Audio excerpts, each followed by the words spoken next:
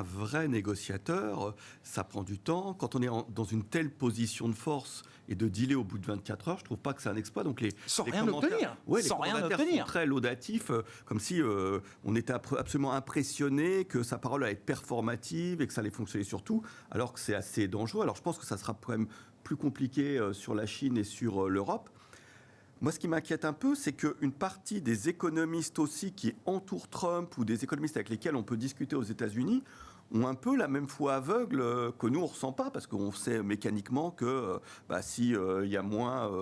il y a qu'à voir les gens qui bossent et qui concourent en fait à la croissance, au financement des États-Unis, on ne peut pas les enlever, les déporter, etc. Donc on pouvait se dire, tiens, il peut y avoir une mesure un peu symbolique, mais les gens croient à des choses qui économiquement ne marchent pas. Donc c'est ça qui peut être un peu dangereux et qui peut faire que dans une situation consensuelle où plus personne ne croit à une possible récession, tout le monde voit une croissance entre 2 ou 3 des États-Unis, si on fait de grosses bêtises économiques, avec des barrières tarifaires, avec du doute, ça peut coincer à un moment donné. Donc, c'est le biais de surconfiance qui mène à la faute de quart, quoi. Oui, et surtout dans un environnement, absolument, qui va absolument dans son sens. Donc c'est ça un peu le danger possible qu'on voit. Oui, tout à fait.